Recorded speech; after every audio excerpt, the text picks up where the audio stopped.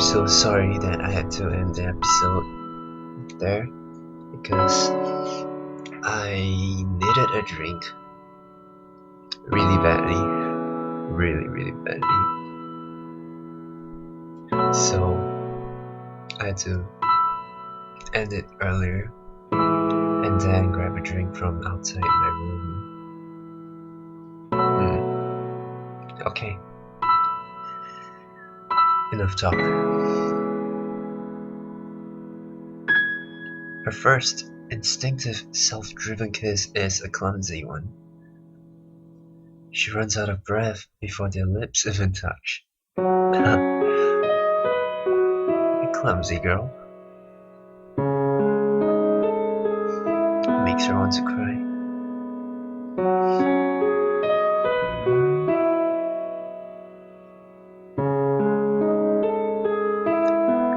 "3 seconds is the limit of her courage.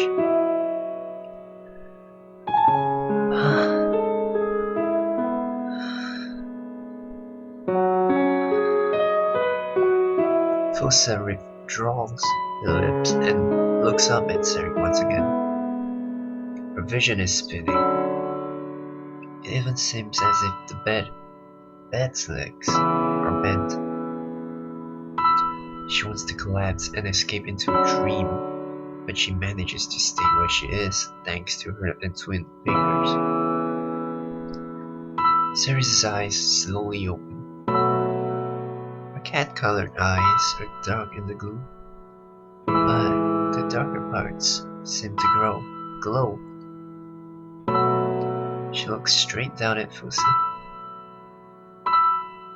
Pretty lips move slightly and the corner of her eyes move down. While Fusa can't even blink, Sari's face breaks into a smile. Sari smiles and touches Fusa's cheek with her free hand. Then she runs her fingers through Fusa's hair and strokes her head. Sari.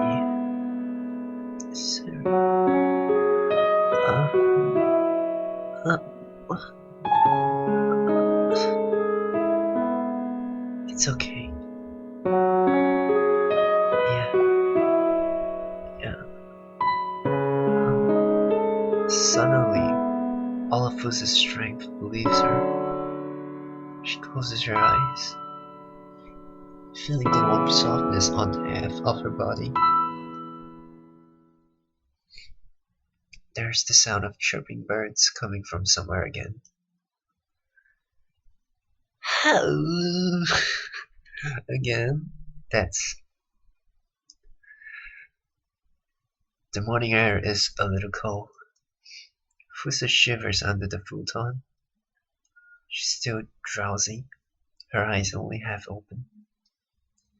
She reaches out in search of something.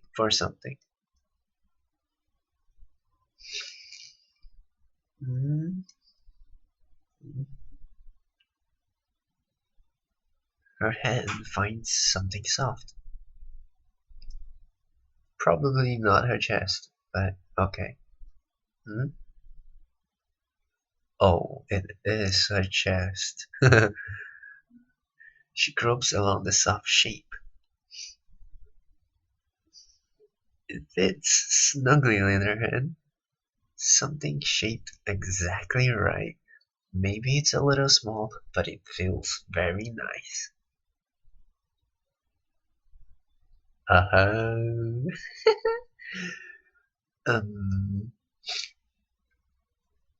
But after touching it for a while, there's a strange reaction. Fusa-chan, you're so naughty.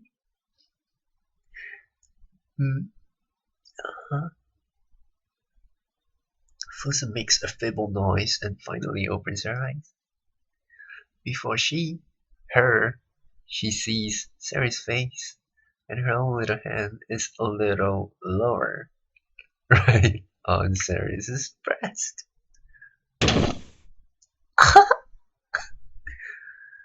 Fusa throws up the futon and sits bolt right. You're so funny. You are so funny.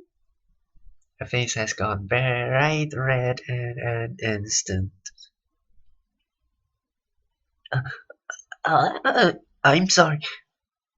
Oh no, I don't mind, but it's cold, so put the futon back, okay? Uh, yeah, I'm sorry. Fusa hurriedly restores the futon to its old position. She can't look Sarah in the eye. In the face. She's too embarrassed. That is so very cute. And you can't ever see this kind of scenes in a boy-girl relationship, right? Only in a girl-girl relationship would this ever happen. In this way, that you would feel this way. Yeah.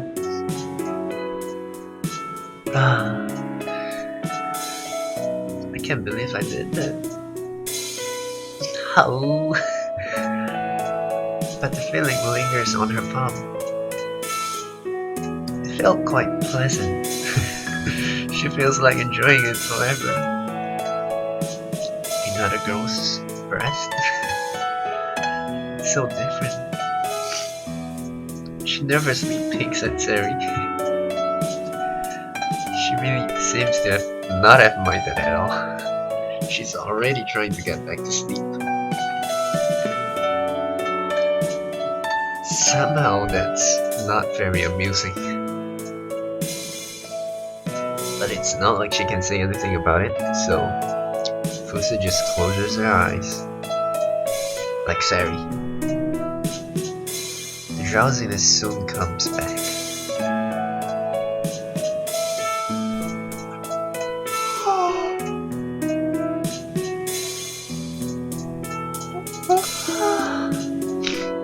Oh, I'm really yawning. Shit.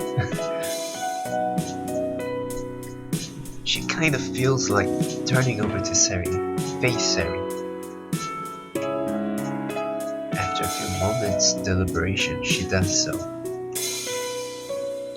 The warmth of another person's skin comes closer.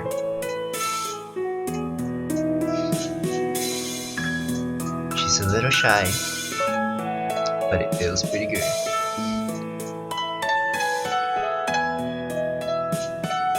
When she closes her eyes, it feels like her core is melting. She slept a lot, but she still feels sleepy this morning.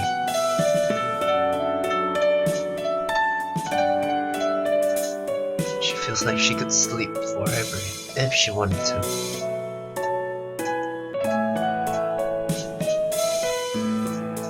School. What a drag. She can feel the light of the sun, which means it's probably getting quite late.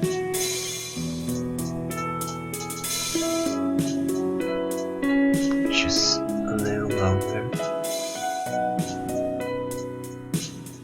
She succumbs to the drowsiness inside her body.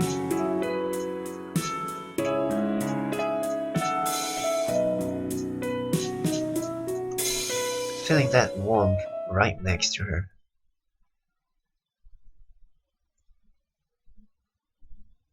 She can tell it's very bright even before opening her eyes. The room is flooded with light.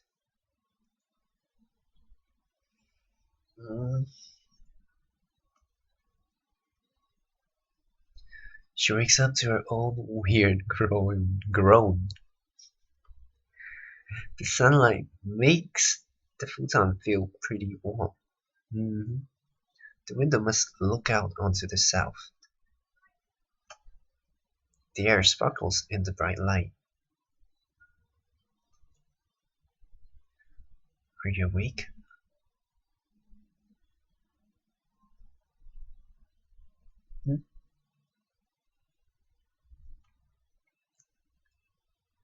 Who's that? When she opens her mouth, she feels a little uneasy.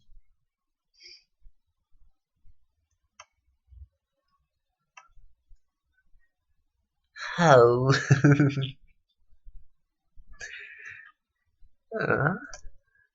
She hurriedly wipes the drill from her mouth. Fusa-chan's Yodare, which is drill in Japanese. Sari sucks on her finger. She looks covetous. What's with her? I'm only joking. Anyway, she is fully awake now. When she looks at the clock, she becomes even more awake. It's 10 o'clock. I tried to wake you up, you know? When you end up groping me.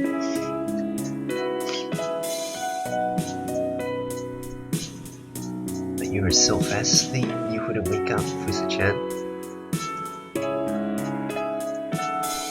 Are you sure about that? Oh, never been more sure. To Sari, who is wearing a carefree smile, it might be normal. It might be a normal thing. But she clearly feels no guilt about it being late for school. 10 o'clock. Besides 10 o'clock. What am I going to do? Fusa-chan, did you have a perfect attendance record until now? No, it's not like that, but she's always coming in late because of issues at home as it is. She feels she should have a diligent attitude towards school, so she's reasonably serious about it, but that doesn't mean she's obsessed with it. Besides, Fusa-chan doesn't like that awkward feeling when you come in late. So she's the kind of student who would rather take the day off than come in late. At the very least, she can just come in late without a care. There are many people on the train outside now. Rush hour. So she can't relax. And she doesn't like walking through the school gates all alone. And walking through the corridors with nobody around makes her nervous. But she has a reason for it this time around. After all, this room and this bed is just feels so comfortable. Well, I bet the reason it's so comfortable is because Sari is here. Even so, I get the feeling I'm sleeping too much lately. Really? Maybe you've just been staying up too long until now. That's a very strange kind of logic. Instead of storing up on sleep, you were storing up on being awake. See? Well, actually, no, I don't see. Still, seeing Sari do her best to cheer her up makes her feel a little better. This friend probably only wants someone to play, talk with all day long, but that's okay. The sun is so high up. Maybe I should just take the day off. She feels guilty the moment she says it, but at the same time it feels kind of nice. Ah, you delinquent. You mean it? The way Sari looks at her with a twinkle in her eyes makes her smile. Sure, it's not so bad once in a while. Alright. Sari throws her hands into the air and whoops! She really does act like a child sometimes. Hey, hey, what are we going to play? What are we going to play?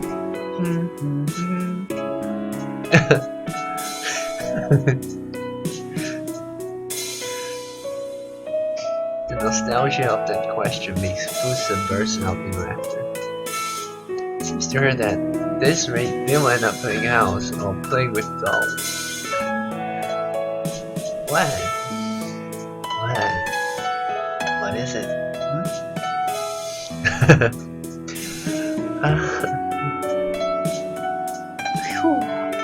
Well, no, it's nothing. Never mind.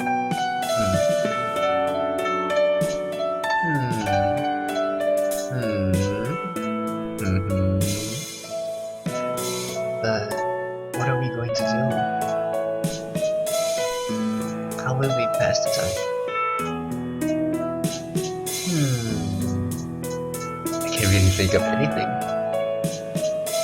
She doesn't really feel like going out somewhere since she's playing hooky. That means they have to spend the day in this room, embracing and kissing and doing stuff to each other for a whole long time. Bobo. Fusa-chan, so long as I can be with you, I'm okay with anything. Oh, jeez.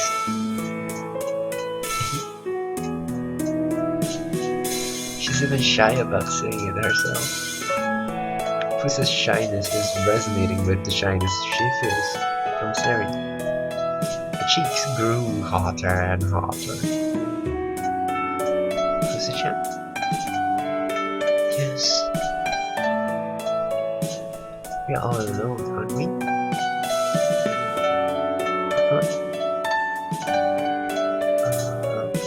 Yeah. So I'm on a date with you today, Fusa-chan. A house date. Not bad at all. What?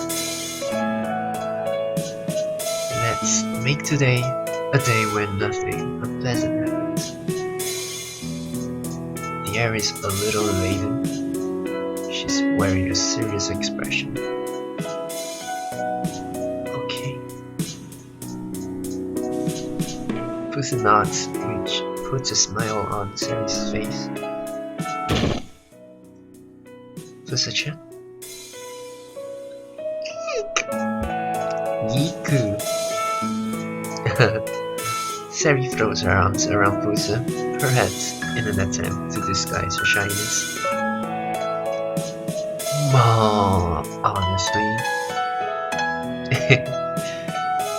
Sari is on top of her.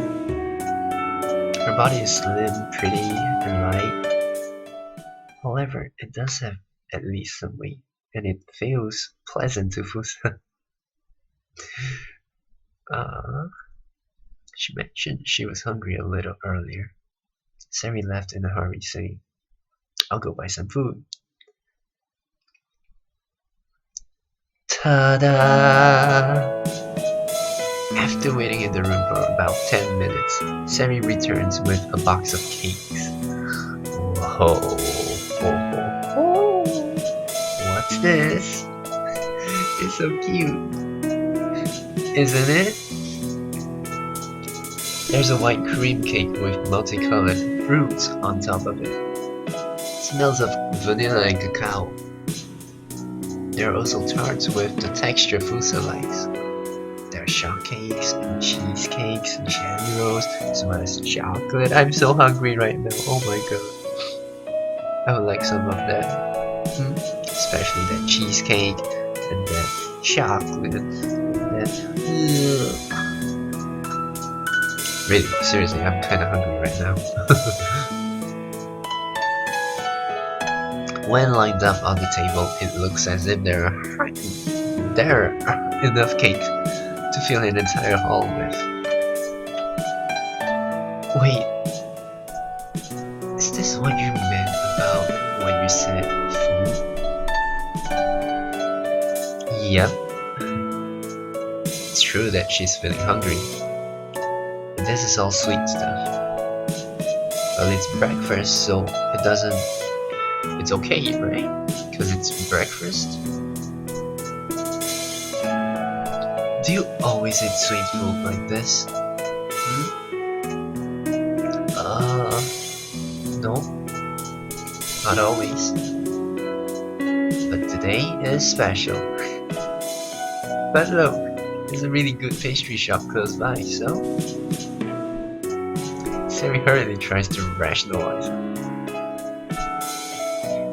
Jeez, you shouldn't be on an unbalanced diet.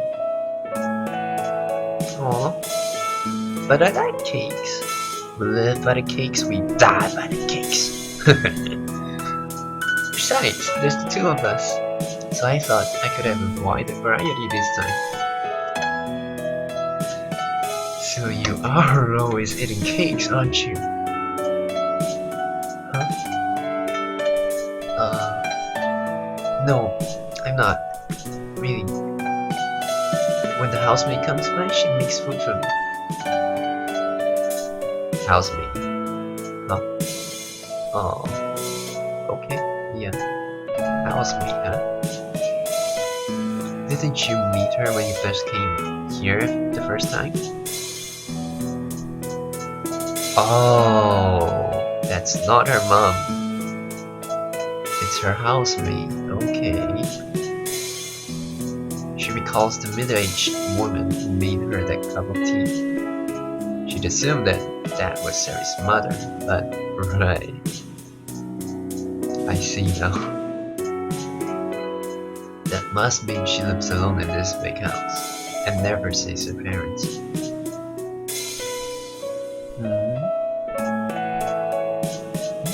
What's the matter? It's nothing. Should have poured the tea. Yeah. She helps with the tea, wondering what could be going on. Before Sari leaves the room, she turns around. Oh, hey, Fusa-chan. There's something special I really want you to try. Something special? Yes. Come over here for a moment.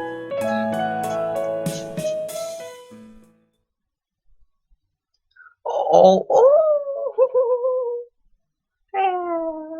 that is so